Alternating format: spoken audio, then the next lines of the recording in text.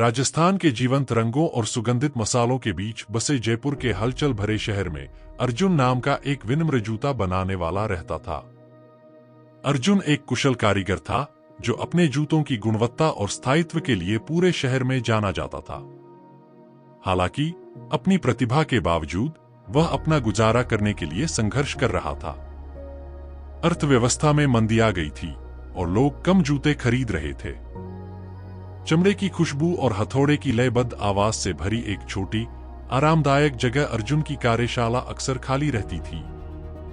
वह अपनी पत्नी मीरा के साथ एक जीवंत सड़क के अंत में एक साधारण घर में रहता था। मीरा एक दयालु और आशावादी महिला थी जिसने हमेशा अर्जुन का सबसे कठिन समय में साथ दिया। एक शाम जब गुलाबी शहर में सूरज डूब रहा था, आसमान नारंगी और बैंगनी रंग में रंगा हुआ था, अर्जुन खिड़की के पास बैठा अपने आखिरी सिक्के गिन रहा था। मीरा, उसने चिंता से भरी आवाज में कहा, हमारे पास सिर्फ एक और जोड़ी जूते के लिए चमड़ा खरीदने के लिए पैसे हैं। उसके बाद हम क्या करेंगे? मीरा ने उसके कंधे पर एक सांत्वना भरा हाथ रखा। विश्वास रखो अर्जुन, तुम एक प्रतिभाशाली जूता बनाने वाले हो। हमारे लिए कुछ अच्छा होगा।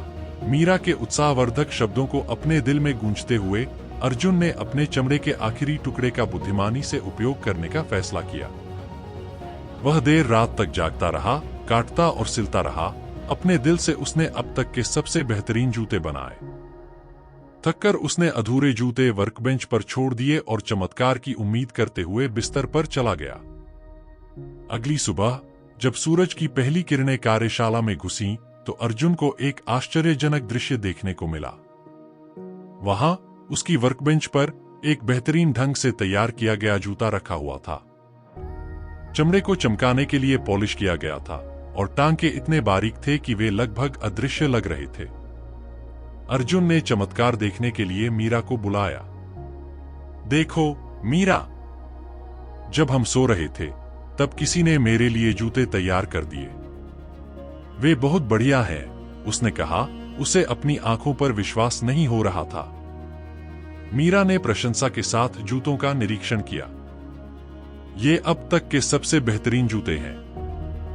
हमें इन्हें दुकान की खिड़की पर रखना चाहिए और देखना चाहिए कि क्या ये किसी खरीदार को आकर्षित करते हैं।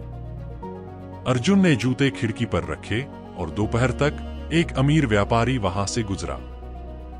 व्यापारी जूतों की गुणवत्ता से इतना प्रभावित हुआ कि उसने उन्हें अच्छी कीमत पर खरीद लिया, जिससे अर्जुन के पास 2 और जोड़ी के लिए चमड़ा खरीदने के लिए पर्याप्त पैसे बच गए। उस शाम अर्जुन ने 2 और जोड़ी जूतों के लिए चमड़ा काटा, उन्हें कार्यस्थल पर छोड़ दिया और बिस्तर पर सोने चला गया। पिछली रात की घटनाओं से अभी भी वह उलझन में था। अगली सुबह एक बार फिर अर्जुन को अपने वर्कबेंच पर 2 नहीं बल्कि 3 जोड़ी खूबसूरत ढंग से तैयार किए गए जूते मिले। हर जोड़ी पिछले से ज्यादा बेहतरीन थी और शिल्प कौशल अर्जुन ने जो कुछ भी देखा था उससे कहीं बढ़कर था।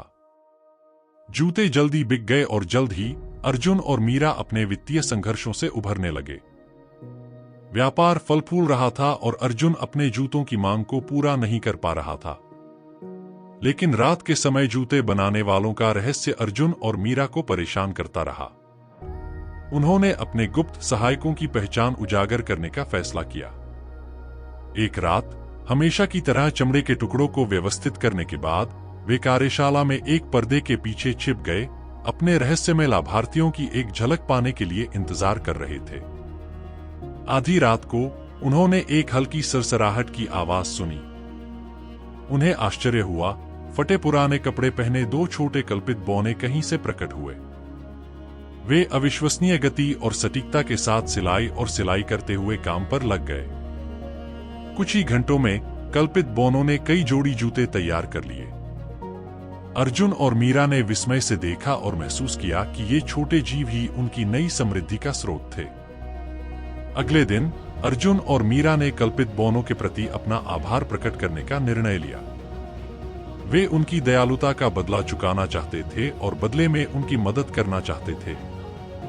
मीरा ने सुझाव दिया, कल्पित बौनों के कपड़े बहुत घिसे पिटे और फटे हुए थे।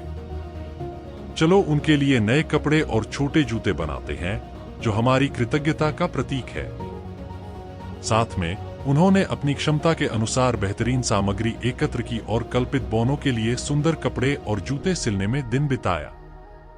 अर्जुन ने नाजुक चमड़े के जूते बनाए, जबकि मीरा ने रंगीन कपड़ों से छोटे छोटे कपड़े सिल दिए, प्रत्येक टुकड़े पर जटिल कढ़ाई की। उस रात चमड़े को वर्कबेंच पर छोड़ने के बजाय उन्होंने कल्पित बोनो के लिए उपहार के रूप में कपड़े और जूते रख दिए। फिर वे कल्पित बोनो की प्रतिक्रिया देखने के लिए उत्सुक होकर एक बार फिर पर्दे के पीछे छिप गए। जैसे जैसे आधी रात करीब आई, कल्पित बोने हमेशा की तरह प्रकट हुए। जब उन्होंने उपहार देखे तो उनकी आंखें आश्चर्य और खुशी से चौड़ी हो गईं। उन्होंने जल्दी से नए कपड़े और जूते पहनकर कार्यशाला के चारों ओर खुशी से नाचने लगे। अर्जुन और मीरा अपने छिपने के स्थान से बाहर निकले और कल्पित बोनो को उनकी मदद के लिए धन्यवाद दिया। अर्जुन ने कहा, आपने अपनी दयालुता से हमारे जीवन को बदल दिया है। कृपया हमारे आभार के प्रतीक के रूप में इन उपहारों को स्वीकार करें। कल्पित बोने उन पर मुस्कुराए और उनकी आंखों में चमक के साथ उन्होंने गहराई से झुककर रात में गायब हो गए, कभी वापस नहीं लौटे। लेकिन अर्जुन और मीरा अब चिंतित नहीं थे। कल्पित बोनो ने उन्हें समृद्धि से कहीं अधिक दिया था। उन्होंने उन्हें कृतज्ञता का मूल्य और दूसरों की मदद करने का महत्व सिखाया था। कल्पित बोने के चले जाने के बाद अर्जुन और मीरा ने अपना जूता बनाने का व्यवसाय जारी रखा। कल्पित बोने की शिल्पकला से प्रेरित होकर अर्जुन के कौशल में काफी सुधार हुआ था। उसकी ख्याति दूर दूर तक फैल गई, जिससे पड़ोसी शहरों और कस्बों से ग्राहक आकर्षित होने लगे।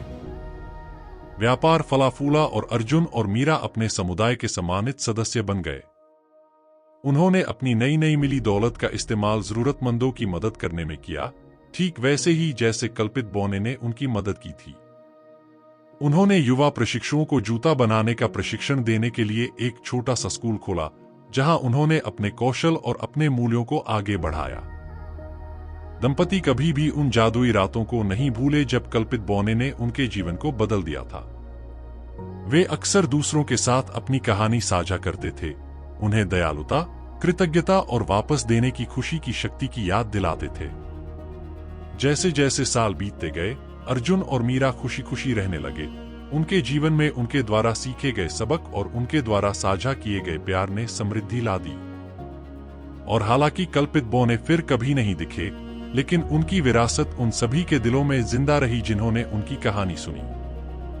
जयपुर की जीवंत गलियों में अर्जुन, मीरा और जादुई कल्पित बोनो की कहानी एक किंवदंती बन गई, एक कालातीत अनुस्मारक की दयालुता के सबसे छोटे कार्य भी सबसे बड़े पुरस्कारों की ओर ले जा सकते हैं। यह कहानी the elves and the shoemaker के क्लासिक विषयों को भारतीय सेटिंग के साथ मिलाती है, जो एक ऐसी कहानी बनाती है जो कृतज्ञता, दयालुता और सामुदायिक समर्थन की शक्ति के महत्व को उजागर करती है। अगर आपको कहानी पसंद आई तो और भी दिलचस्प कहानियों के लिए चैनल को सब्सक्राइब करें।